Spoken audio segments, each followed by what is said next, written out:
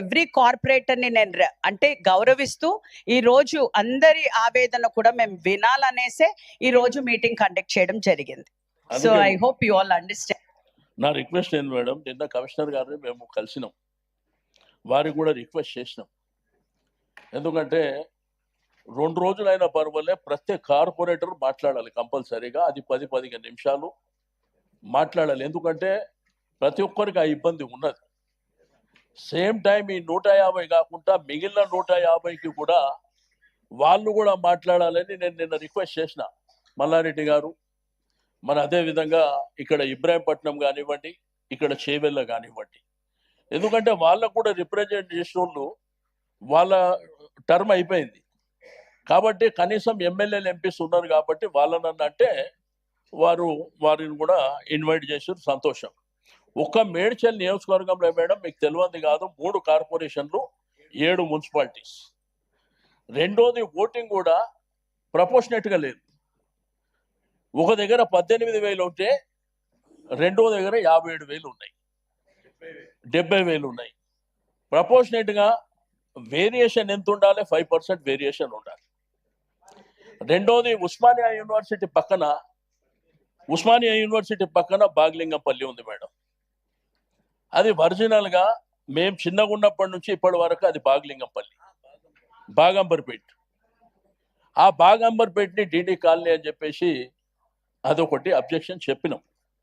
Monda market విషయంలో కూడా objection కూడా చెప్పినాం. అయితే ఇవన్నీ అంశాలు ఏంటంటే మాకంటే ఎక్కువ కార్పొరేటర్లకు ఐడియా ఉంటుంది కాబట్టి కార్పొరేటర్లు వాళ్ళకు అవకాశం ఇచ్చినప్పుడు వాళ్ళు మాట్లాడడానికి అవకాశం ఉంటుంది ఒకటి. రెండోది, ఇంత పెద్ద నిర్ణయం ఈరోజు ఏంటంటే జనాభా ఒకప్పుడు ఓన్లీ హైదరాబాద్ ఉన్నప్పుడు మనకు ఉన్నటువంటి జనాభా, మనకు ఉన్నటువంటి ఫెసిలిటీస్ కూడా 5 లక్షల వరకు ఉండే. సరే, కాలక్రమేణా విస్తరించింది, పెరిగింది. రెండోది, మన కమిషనర్ గారు చెప్తుండ్రు, ఇప్పుడు గవర్నమెంట్ ఆఫ్ ఇండియా కూడా ఒక ఆర్డర్ చేసింది, కులగణన జరగాలి, దాంతోపాటు ఇది లింక్ చేస్తాం. ఇది ఒక హిస్టారికల్ నిర్ణయం. ఇది దానికి దీనికి లింక్ చేయవలసినటువంటి అవసరం లేదు, ఎందుకంటే బౌండరీస్ కూడా చాలా మారిపోయినాయి. కాబట్టి రకరకాల అంశాలు. ఒకటి ఏంటంటే ప్రజాస్వామ్యం లోపల మనకు ప్రజలే ప్రధానమైనటువంటి. ఈరోజు బస్తీ సంఘాలు కానివ్వండి, కాలనీ అసోసియేషన్స్ కానివ్వండి, గేటెడ్ కమ్యూనిటీస్ కానివ్వండి, ఎవరిని కన్సల్ట్ చేయలే మేడం. రెండోది, మా కార్పొరేటర్లు అందరూ ఏ పార్టీ అయినప్పటికీ వాళ్ళు అక్కడ ఉన్నటువంటి వార్డ్ ఆఫీస్కి పోయి వాళ్ళని అధికారులను అడుగుతా మాకేం తెలియదు అని చెప్పి వాళ్ళు చెప్తారు.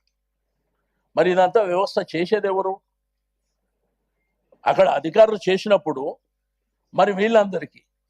రెండోది, మీరు లాస్ట్ టైం మొన్న మాట్లాడినప్పుడు మీరు రాత్రి వరకు ఉండండి, కార్యక్రమాలు జరిగే వరకు ఉండండి, నేను గుడ్ న్యూస్ చెప్తున్నా అని చెప్పారు. మీరు లాస్ట్ గుడ్ న్యూస్ చెప్పారు. వాళ్ళకు 2 కోట్ల రూపాయలు. వాళ్ళకున్న టర్మ్ ఎంత మేడం?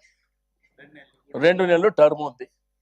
ఇప్పుడు వాళ్ళు రిప్రజెంటేషన్ తీసుకొని ఎక్కడెక్కడ వర్కులు, వర్షాలు పడ్డాయి, రకరకాల ఇబ్బందులు ఉన్నాయి, వాళ్ళు ఇప్పుడు పోయి అడిగితే ఇన్ఛార్జ్ మినిస్టర్ సంతకం